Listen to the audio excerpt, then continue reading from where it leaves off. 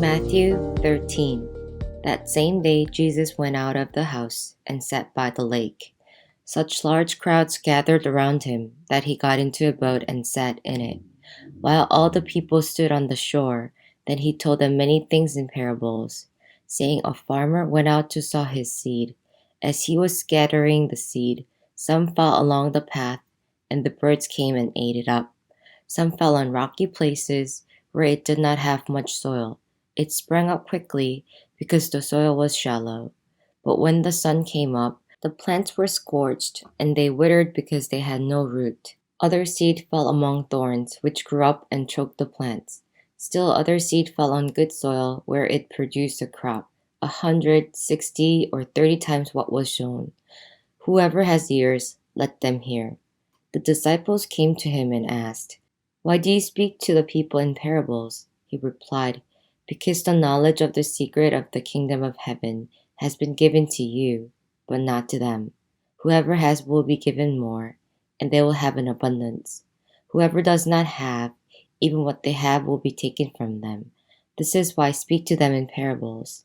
Though seeing, they do not see. Though hearing, they do not hear or understand.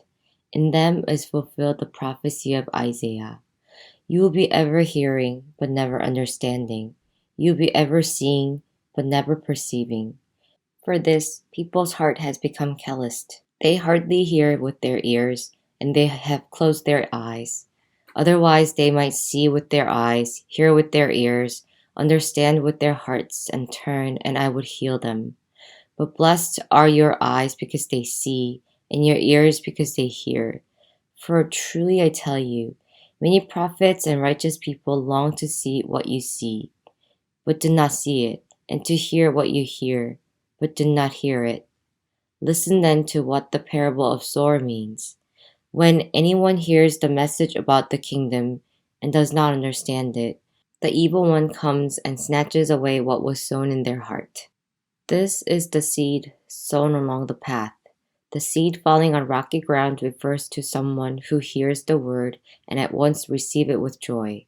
But since they have no root, they last only a short time. When trouble or persecution comes, because of the word, they quickly fall away. The seed falling among the thorns referred to someone who hears the word, but the worries of this life and the deceitfulness of wealth choke the word, make it unfruitful. But the seed falling in good soil referred to someone who hears the word and understands it. This is the one who produces a crop yielding 100, 60, or 30 times what was sown. Jesus told them another parable. The kingdom of heaven is like a man who sowed good seed in his field. But while everyone was sleeping, his enemy came and sowed weeds among the wheat and went away. When the wheat sprouted and formed heads, then the weeds also appeared. The owner's servant came to him and said, Sir, didn't you sow good seed in your field? Where then did the weeds come from? An enemy did this, he replied. The servants asked him, Do you want us to go and pull them up? No, he answered, because while you are pulling the weeds, you may uproot the wheat with them. Let both grow together until the harvest. At that time I will tell the harvesters, First collect the weeds and tie them in bundles to be burned. Then gather the wheat and bring it into my barn. He told them another parable. The kingdom of heaven is like a mustard seed, which a man took and planted in his field. Though it is the smallest of all seeds, yet when it grows, it is the largest of garden plants and become a tree, so that the birds come and perch in its branches. He told them still another parable. The kingdom of heaven is like yeast that a woman took and mixed into about 60 pounds of flour until it worked all through the dough.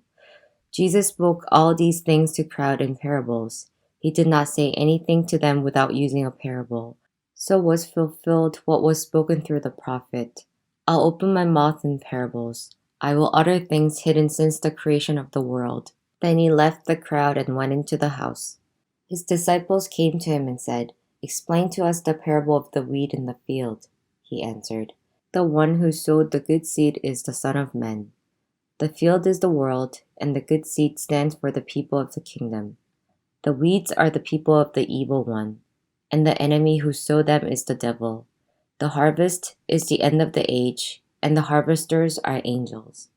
As the weeds are pulled up and burned in the fire, so it will be at the end of the age. The Son of Man will send out his angels, and they will weed out of his kingdom everything that causes sin and all who do evil. They will throw them into the blazing furnace, where there will be weeping and gnashing of teeth. Then the righteous will shine like the sun in the kingdom of their Father. Whoever has ears, let them hear. The kingdom of heaven is like treasure hidden in a field. When a man found it, he hid it again, and then in his joy went and sold all he had and bought that field. Again, the kingdom of heaven is like a merchant looking for fine pearls.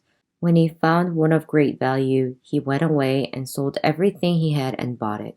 Once again, the kingdom of heaven is like a net that was let down into the lake and caught all kinds of fish. When it was full, the fishermen pulled it up on the shore. Then they sat down and collected the good fish in baskets, but threw the bad away. This is how it will be at the end of the age.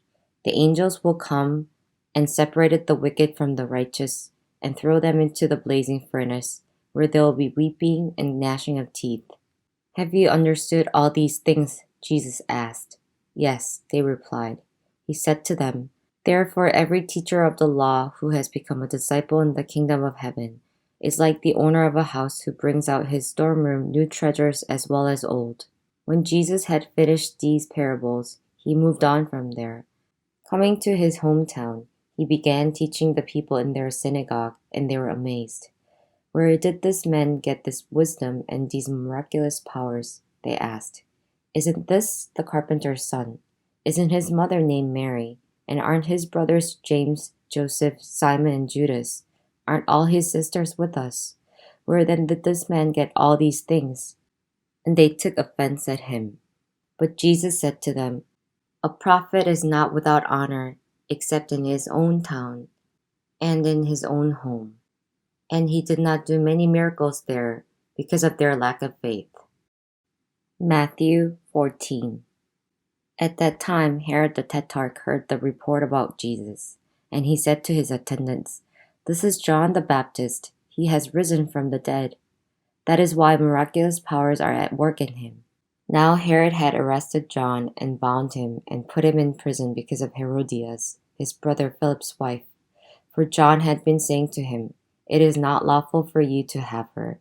Herod wanted to kill John, but he was afraid of the people because they considered John a prophet. On Herod's birthday, the daughter of Herodias danced for the guests and pleased Herod so much that he promised with an oath to give her whatever she asked. Prompted by her mother, she said, Give me here on a platter the head of the John the Baptist. The king was distressed, but because of his oath and his dinner guests, he ordered that her request be granted and had John beheaded in the prison. His head was brought in on a platter and given to the girl, who carried it to her mother. John's disciples came and took his body and buried it. Then they went and told Jesus. When Jesus heard what had happened, he withdrew by boat privately to a solitary place. Hearing of this, the crowds followed him on foot from the towns. When Jesus landed and saw a large crowd, he had compassion on them and healed their sick. As evening approached, the disciples came to him and said, This is a remote place, and it's already getting late. Send the crowds away so they can go to the villages and buy themselves some food. Jesus replied, They do not need to go away. You give them something to eat. We have here only 5 loaves of bread and 2 fish, they answered. Bring them here to me, he said. And he directed the people to sit down on the grass. Taking the 5 loaves and the 2 fish and looking up at heaven, he gave thanks and broke the loaves. Then he gave them to the disciples, and the disciples gave them to the people. They all ate and were satisfied, and the disciples picked up 12 basketfuls of broken pieces they were left over. The number of those who ate was about 5,000 men, besides women and children. Immediately Jesus made the disciples get into the boat and go on ahead of him to the other side, while he dismissed the crowd. After he had dismissed them, he went up on a mountainside by himself to pray. Later that night, he was there alone, and the boat was already a considerable distance from land. buffeted by the waves because the wind was against it. Shortly before dawn, Jesus went out to them, walking on the lake. When the disciples saw him walking on the lake, they were terrified. "It's a ghost," they said, and cried out in fear. But Jesus immediately said to them, "Take courage, it is I.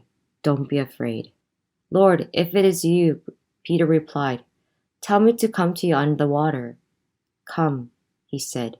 Then Peter got down out of the boat, walked on the water, and came towards Jesus. But when he saw the wind, he was afraid and began to sink. Cried out, "Lord, save me." Immediately Jesus reached out his hand and caught him. "You of little faith," he said, "why did you doubt?" And when they climbed into the boat, the wind died down.